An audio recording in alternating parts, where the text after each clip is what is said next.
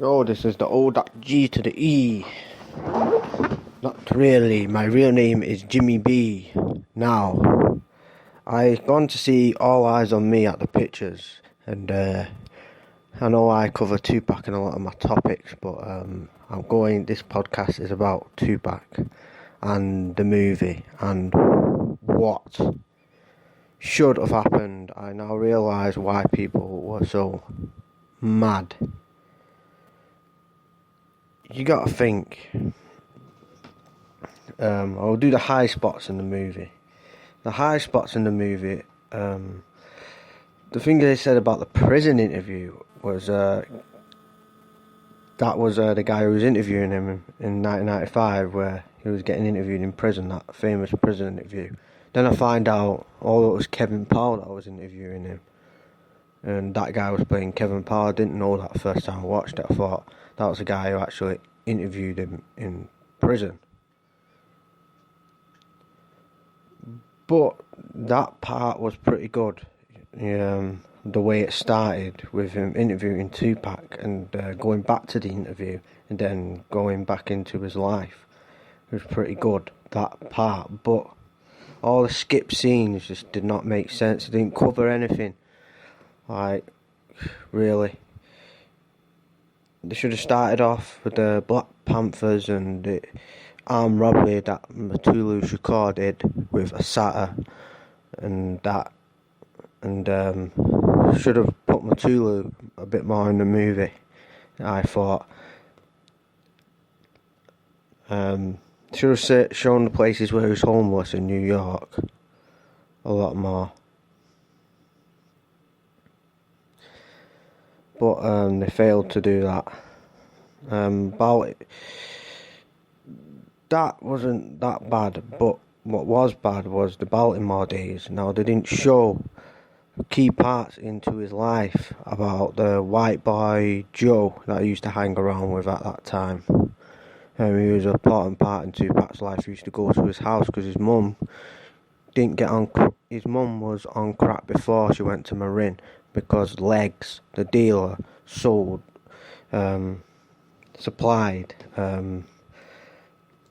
Afeni with crack, right? And should have put that aspect into it, because different gangsters used to come by the house in his Baltimore days, and that's what led Tupac away to go and do the Baltimore for Arts thing, which he met Jada Pinkett.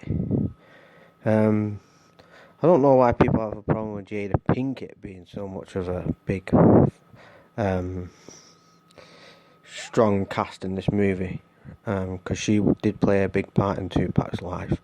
Obviously they were very close and he knew that before the film, so I don't know why people complain about that. But I will say is they should have covered the Baltimore days with his acting and his revolutionary stuff that he was doing at that time, because he was quite innocent at that time in his life,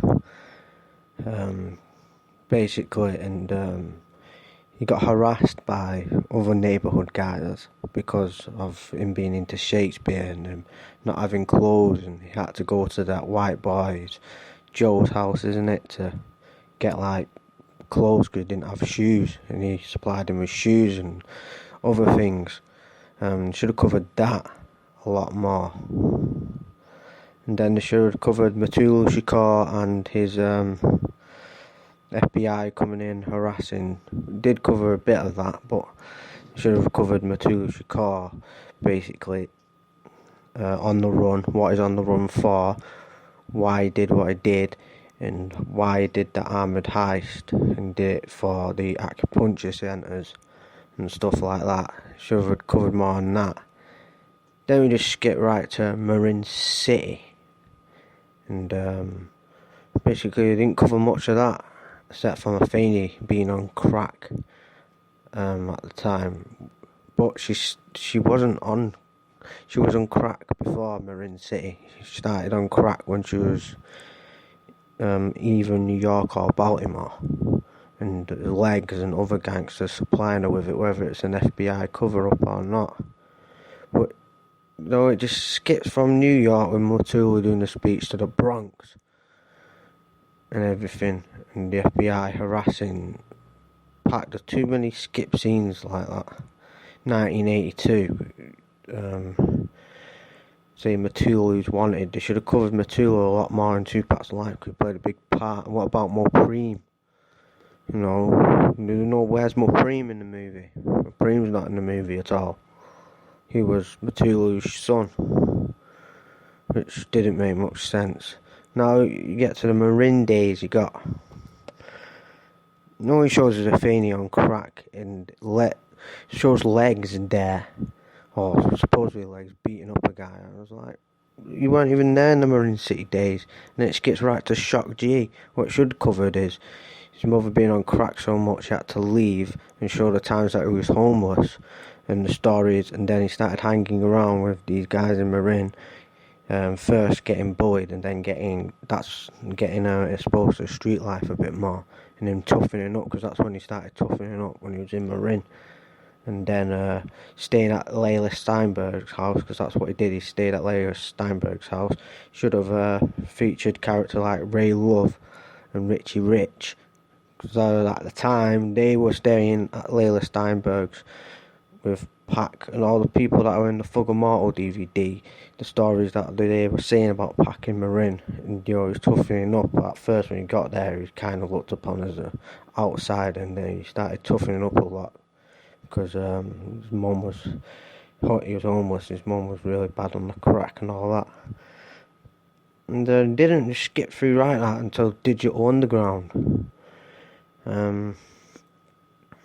Digital Underground stuff was alright, and then I won't complain about that bit. But then we get to the Juice, Tupacalypse Now and Juice. Now, what they should have done is covered that part of Juice when Tupac's at the cinema watching Juice. And then, a lot of people know after he left that cinema to watch Juice, he had his limo shut up. Someone shut up his limo on the way back from Juice. And if L.T. Hutton knew anything about that, I should have put that in the movie, because that was probably an assassination attempt on his life. Then back in Oakland, because he went back to Oakland after that, and then he got his beat down off the police. They should have showed him getting more beat down off the police, and then showed a conference with all his scars saying he's going to sue him and all that. Then the Marin City part, didn't cover that. An outsider watching that's going to be, what the fuck happened? Tupac was just there before him, and some guys just come up to him and were jealous of him. And that's not what happened. What happened was Tupac said on a radio or something about Marin City being all fucked up and crackheads, and full of crackheads that sell the babies, and that's why the Marin City incident happened. Because Tupac said some shit on the radio, and he said Oakland, because he was moved to Oakland, and basically this is after Juice, and he had cut his hair bald and had that Thug Life tattoo, and he was getting more into the Thug persona, and that he dissed Marin, his old stomping grounds, basically where he first learnt the game, really. And that's why it happened, and didn't show him running away. Tupac running away from the people, and the gun go off. I don't think Tupac even hit anyone at that festival, but Tupac ran away and people were running after him, and he was hiding behind police cars and shit while they were throwing bricks at him and all that. Didn't cover that bit. Didn't cover his Stretch, right? Didn't cover Stretch. Why did not have Stretch in the movie when Stretch was his main part of the fucking his days before Death Row? He was with Stretch 24/7. Basically, Stretch was his main guy. And wherever Pac was, Stretch was. If you look back at history, Pac was always with Stretch, the Live Squad, and the Young Guns, the gang from Queens. He was with them all the time, and then got hooked up with Mopreem, and should have done more about the Thug Life, and him visiting Matula in jail and explaining what the thug life meant and what how he's going to do that to get Bloods and Crips together to basically together to sort out the codes of thug life and that. We didn't cover that bit. He mentioned it, but he didn't cover that bit because that's what he was trying to do. He was trying to go get all the gang members together to politicise them by the thug life movement. At the end of the day, he was living the thug life as well as doing that because he knew it wouldn't probably happen in his lifetime, but he was going to try and do it and give knowledge to these gangbangers to try and do it. That's how I see it. And that's what he was doing after the riots. He got the Bloods and Crips together. He was the main person that came in and did that, and there was a truce. And they didn't cover the LA riots in 1992, which is very wrong, because they should have covered that, because that Pac was involved in that just as much as NWA was in Straight Outta Compton. Tupac was involved in that. He was shooting out Chinese takeouts and all that motherfucking shit. So they didn't cover that bit. Then we get to 93. Just basically making his relationship with Biggie overexposing it. At the end of the day, Biggie was his friend, but he weren't with him constantly. It's like Biggie was his best friend before Pac went to jail, which, no, Stretch. Pac was with Stretch. Stretch is the one who introduced Pac to Biggie. Pac met in Poetic Justice and didn't even cover the Poetic Justice movie, which a lot happened in this set, like the AIDS test and all that shit.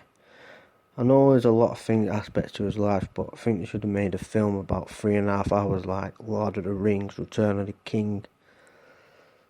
Just didn't cover any of that.